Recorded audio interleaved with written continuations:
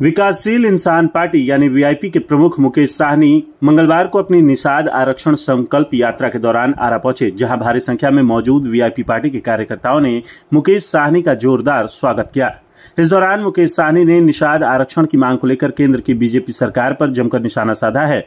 मुकेश साहनी ने कहा कि बीजेपी उनकी पार्टी के नेताओं को तोड़ सकती है, निषाद समाज की एकजुटता को कभी तोड़ नहीं सकती है। जबकि साहनी ने कहा कि भाजपा को दुश्मनी मुझसे नहीं निषादों से है। 2020 में जिस प्रकार हमने सरकार को बनाया उसे बीजेपी वालों ने मेरे चारों विधायकों को खरीद लिया और मुझे सरकार से बाहर कर दिया। बीजेपी वालों को मुकेश साहनी से तकलीफ नहीं थी, बल्कि उनको तकलीफ था निषाद समाज से।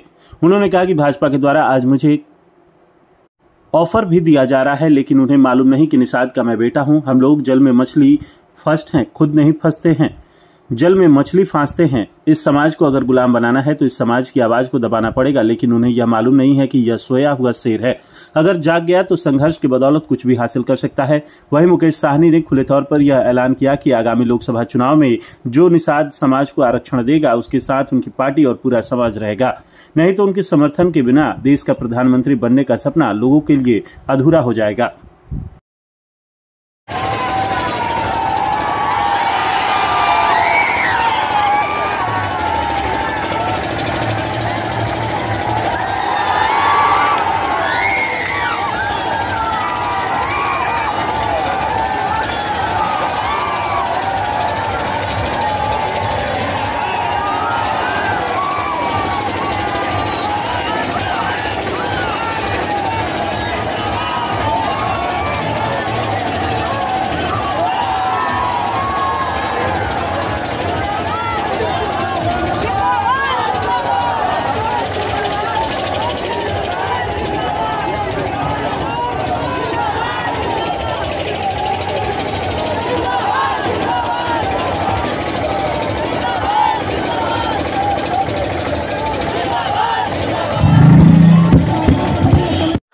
साथियों, ये समय आ चुका है संघर्ष करने का, समय आ चुका है अपने आने वाला पीढ़ी को न्याय दिलाने का, समय आ चुका है कि इस आजाद भारत में हमारे आने वाला पीढ़ी सर उठा के जिए।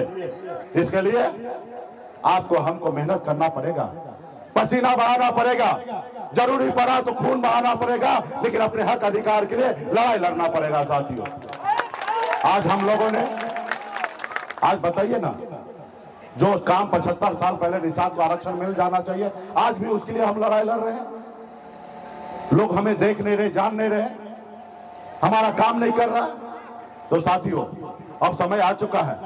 अभी 2024 का चुनाव आने वाला है। एक तरफ मोदी जी को प्रधानमंत्री बनना है, एक तरफ विपक्ष के लोगों को प्रधानमंत्री बनना है, और ना ही आपको ना ही हमको बनना है।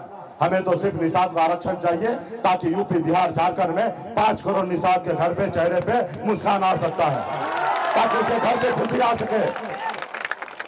और आपके वोट से, आपके वोट में वही शक्ति, ताकत है जो इस भारत के सबसे अमीर व्यक्ति, चाहे मुकेश अंबानी हो या अडानी हो, उनके वोट में जितना शक्ति है उतना ही आपके वोट में शक्ति है।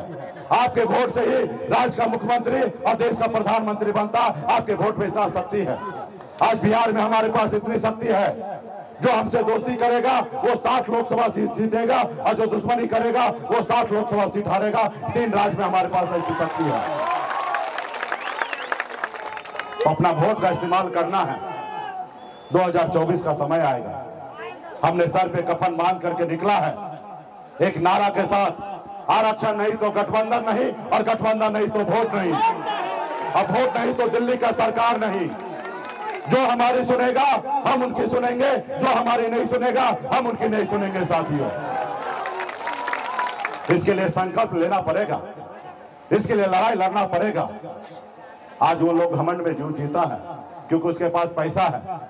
वो सोचता है निषाद का बेटा कितना भी लड़ाई लड़ ले, चुनाव का समय आएगा थक के गिर जाएगा, बैठ जाएगा, इस समाज का 200 रुपया में वोट खरीद लेंगे, फिर से हम प्रधानमंत्री बन जाएंगे।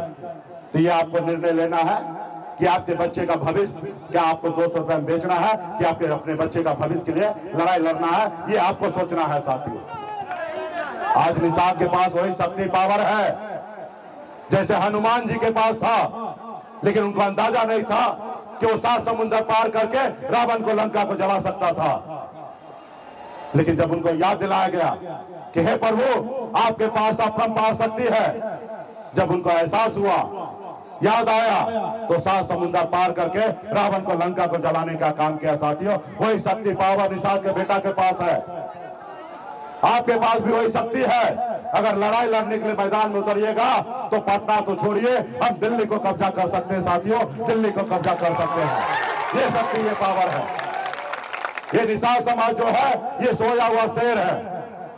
इसलिए उन्होंने, आपने देखा 2020 में जब सरकार बना, उसके बाद भाजपा वाले ने क्या किया, हमारे चारों विधायक को खरीद लिया, हमें सरकार से बाहर कर दिया। जो सरकार हमने बनाया वो किस लिए किया मालूम है? उसको मुकेश सहनी से तकलीफ नहीं था, उनको तकलीफ था कि निषाद समाज से, कि ये सोया हुआ शेर है, इसका आवाज कौन है? मुकेश सहनी। अगर मुकेश सहनी समाज को जगा दिया तो ये गुलाम कैसे रहेगा? ये मालिक बन जाएगा। और इस समाज को गुलाम बनाना है तो इस समाज का आवाज को दबाना पड़ेगा, और इस समाज का आवाज मुकेश सहनी है। इस आवाज को बंद करो। और एक रणनीति के तहत आपको गुलाम बनाने के लिए हमारे साथ छल किया, हमारे विधायक को खरीद दिया, हमारी सरकार से बाहर कर दिया। वो तो आज भी चाहता है कि मुकेश सहनी जी आ जाइए, हमारे साथ आ जाइए, हम कल आपको मुख्यमंत्री बनाएंगे। हम कहे भाई, हम मलाह का बेटा है, हम जाल में मछली फंसाते हैं, हम जाल में फंसते नहीं है। हम अपना छोटा झोपड़ी में रहेंगे, लेकिन झोपड़ी का बादशाह रहेंगे। तुम्हारे महल में आके हमें गुलामी नहीं करना और तुम्हारे महलों में नौकरी नहीं करना है। उनको मुझसे तकलीफ नहीं था, उनको आपको इससे तकलीफ था कि निषाद का बेटा आगे ना बढ़े। तो साथियों, उनको पता था कि जैसे लालू प्रसाद यादव जी अकेले अपने दम पर बिहार में सरकार बना लिया, अगर मुकेश सहनी यूं ही अपने समाज को जगा लेगा तो आने वाला समय में अकेले अपने दम पर बिहार में निषाद का बेटा मुख्यमंत्री बन जाएगा। तो साथियों, सब चीज सत्ता पावर में है।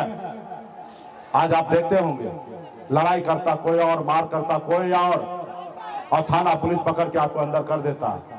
ना आपके पास पैसा है, ना ही पैरवी है। और जिसके पास पैसा पैरवी है वो आदमी आजाद होकर घूमता है, और जो निर्दोष होता है उसको अंदर कर देता है।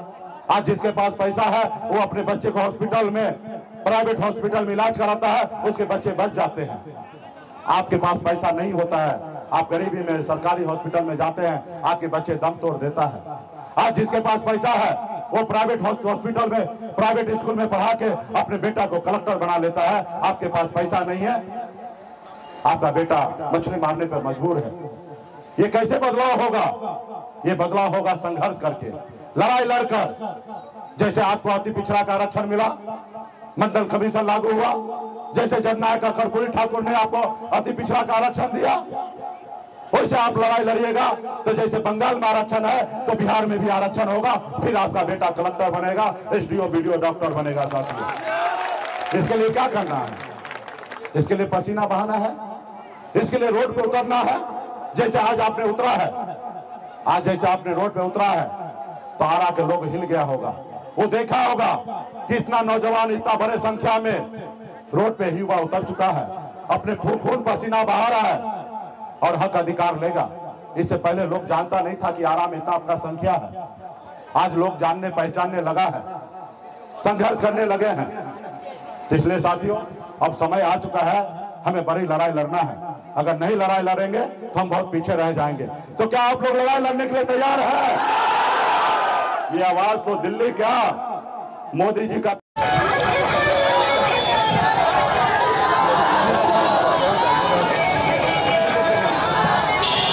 सभी नौजवान साथियों सभी बाइक वो आगे में डीजे के पीछे पीछे चलेंगी, और जितनी भी गाड़ियां हैं रथ के पीछे पीछे चलेंगी। जितनी भी 4 व्हीलर गाड़ियां हैं सभी रथ के पीछे चलेंगी, और जितनी भी